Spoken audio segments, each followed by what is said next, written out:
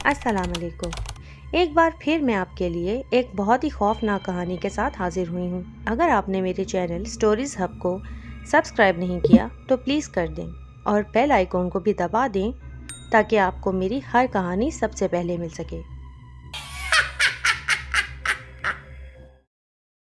میں روز کالج کے لیے جس روٹ سے بس پکڑتا تھا وہ بھی اس بس میں سوار ہوتی تھی۔ اسے دیکھ کر میری کیفیت کچھ عجیب سی ہونے لگتی تھی۔ ایسی حالت کو پہلی نظر کا عشق کہیں یا کچھ اور میں نہیں جانتا۔ ایک دن میں کالج کے لیے گھر سے جلدی نکل گیا تو بس کے انتظار میں مجھے وہ بس اسٹاپ پر بیٹھی دکھائی دی۔ میں نے ہمت دکھاتے ہوئے پہل کی اور یوں ہماری محبت کی شروعات ہوئی۔ ہم روز ملنے لگے۔ وہ میرے بارے میں سب جان گئی مگر میں اس کی زندگی کے بارے میں کچھ نہیں جانتا تھا اور مجھے جاننے کی خواہش بھی نہیں تھی۔ پھر میں جلد ہی محبت کے اظہار کو پہنچ گیا۔ اب میں ایک لمحہ بھی ضائع کیے بنا جلد ہی اس سے نکاح کرنا چاہتا تھا۔ گھر والوں سے بات کی تو سب نے ہنس کر ٹال دیا۔ وہ مجھ سے اس کی فیملی کے بیک گراؤنڈ کے بارے میں پوچھنے لگے۔ میں ان کو کیا بتاتا، میں تو خود نہیں جانتا تھا۔ میری امی نے اس رشتے کے لیے صاف منع کر دیا۔ ادھر شرمیلا جلد شادی کرنے پر بضد تھی۔ مرتا کیا نہ کرتا۔ میں ایک دن شرمیلا کو لیے فرار ہو گیا۔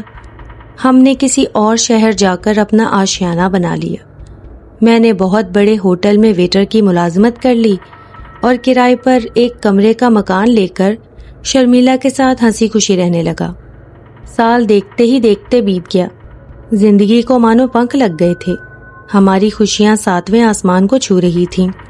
پھر خدا نے ہمیں ایک ننھے فرشتے سے نواز دیا۔ باپ بننے کی خوشی کیا تھی لفظوں میں بیان کرنا ناممکن ہو شاید۔ بیٹے کی ولادت کو 3 ماہ ہو چکے تھے۔ کچھ دن سے مجھے گھر میں عجیب سا احساس ہونے لگا تھا، جیسے کوئی اور بھی اس گھر میں موجود ہے مگر ہمیں نقصان نہیں پہنچاتا، بس ہمارے ساتھ رہ رہا ہے۔ اور اس بات کا احساس مجھے اس دن ہوا جب ایک دن میں کام سے جلدی لوٹ آیا۔ منا اپنی کپڑے کی جھولی میں سو رہا تھا اور شرمیلا صحن میں کپڑے دھو رہی تھی۔ اچانک منّے کے تیز رونے کی آواز آئی، جیسے وہ ڈر گیا ہو۔ میں فوراً بھاگ کر منا کے پاس گیا تو میرے پہنچنے سے پہلے ہی وہ چپ ہو چکا تھا اور اس کا جھولا تیزی سے ہل رہا تھا، جبکہ شرمیلا تو باہر سے اندر آئی ہی نہیں تھی۔ میں یہ سب دیکھ کر بہت ڈر گیا تھا۔ میرے بعد شرمیلا بھی بھاگتی ہوئی اندر آئی کہ منّے کو سلا دے اور مجھے ڈرا ہوا دیکھ کر پریشان ہو گئی اور پوچھنے لگی کہ آپ اتنے ڈرے ہوئے کیوں ہیں؟ چہرے سے تو یوں معلوم ہوتا ہے جیسے کوئی بھوت دیکھ لیا ہو۔ مگر میں اسی سوچ میں گم تھا تو اس نے مجھے زور سے ہلا کر پوچھا، کہاں کھو گئے ہیں آپ؟ منّے کو جھولا دے کر آپ نے میری مشکل آسان کر دی۔ اب وہ سو گیا ہے، آپ فریش ہو جائیں، میں آپ کے لیے چائے اور گرما گرم پکوڑے بنا کر لاتی ہوں۔ میں نے شرمیلا کو پوری بات بتائی اور کہا کہ منا کو اکیلا مت چھوڑا کرو۔ وہ میری بات مذاق میں اڑا کر کچن میں چلی گئی۔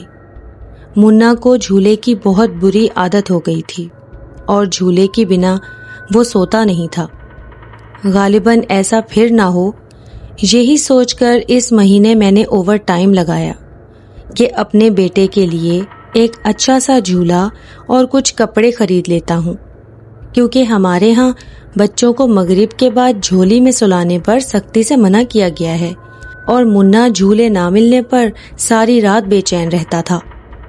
اس طرح شرمیلا کام کے دوران بھی منّے کو اپنے ساتھ رکھ لیا کرے گی۔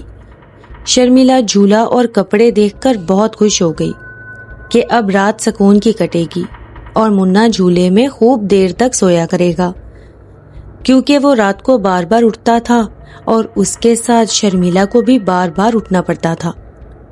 ہمارا گھر زیادہ بڑا نہیں تھا، ایک کمرے پر مشتمل ہمارے سپنوں کا جہان تھا اور اس کمرے میں 2 چارپائیاں، 1 عدد الماری، ڈریسنگ ٹیبل اور 2 کرسیاں ہی موجود تھیں۔ کچھ دن تو آرام سے گزر گئے مگر مجھے وہ عجیب سا احساس ہمیشہ ہوتا رہا جس کی وجہ سے مجھے منا اور شرمیلا کی فکر رہتی تھی۔ کیونکہ میں پورا دن گھر سے باہر رہتا تھا، مگر شرمیلا نے مجھ سے کبھی کسی اور کی گھر میں موجودگی کی شکایت نہیں کی تھی، تو مجھے بھی وہ سب اپنا وہم لگنے لگا تھا۔ پھر ایک رات میں کام سے بہت زیادہ تھکا ہوا آیا اور آتے ہی اوندھے منہ گر کر سو گیا۔ رات میری آنکھ بچے کے رونے کی آواز سے کھلی۔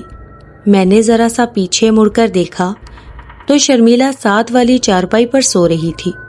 میں نے شرمیلا کو جھولا جھلانے کا کہا اور پھر رضائی میں منہ دے کر سو گیا۔ وہ چارپائی سے اٹھی، اس کی چوڑیوں کی آواز سے میری آنکھ ایک بار پھر کھل گئی۔ میں ماتھے کو بل دیتے ہوئے دوبارہ سونے کی کوشش کرنے لگا، کیونکہ مجھے صبح کام پر جلدی جانا تھا۔ واپس آ کر وہ اپنی چارپائی پر جب تک نہ لیٹی، چوڑیوں کی آواز پورے کمرے میں کھن کھن کرتی رہی۔ ابھی دوبارہ آنکھ لگے کچھ ہی دیر ہوئی تھی کہ بچے کے رونے کی آواز نے ایک بار پھر مجھے جگا دیا۔ اس سے پہلے کہ میں پھر شرمیلا کو جگاتا، مننے کی آواز اپنے آپ بند ہو گئی۔ شرمیلا کے جھولا جھلائے بنا وہ سوتا نہیں تھا۔ یہ سوچتے ہی جب میں نے ہلکی سی گردن باہر نکالی تو جو منظر میرے سامنے تھا وہ کافی ہولناک تھا۔ مارے خوف کے میرا جسم ٹھنڈا پڑ چکا تھا، میرا جسم پسینے سے شرابور ہو چکا تھا۔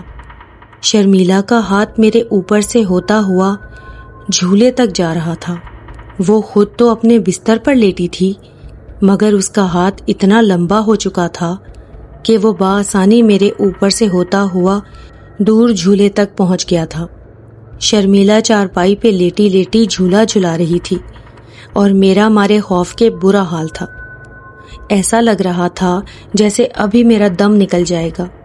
وہ رات میرے لیے قیامت کی رات ثابت ہوئی۔ میں نہیں جانتا تھا کہ شرمیلا انسان تھی کہ ڈائن، یا پھر آدھی انسان آدھی ڈائن، اور اس وقت مجھے یہ جاننے میں کوئی دلچسپی بھی نہیں تھی، کیونکہ شرمیلا کی اصلیت جاننے کے بعد میرے دل میں اس کے لیے موجود محبت کے جذبات اب خوف اور شک میں بدل چکے تھے۔ میں خاموشی سے بنا کچھ ظاہر کیے صبح ہونے کا انتظار کرنے لگا۔ صبح سویرے اٹھا اور معمول کے مطابق آفس کے لیے روانہ ہو گیا۔ میں نے اس دن آخری بار شرمیلا اور اپنے بیٹے کو دیکھا تھا، کیونکہ اس کے بعد میں واپس کبھی اپنے گھر نہیں گیا۔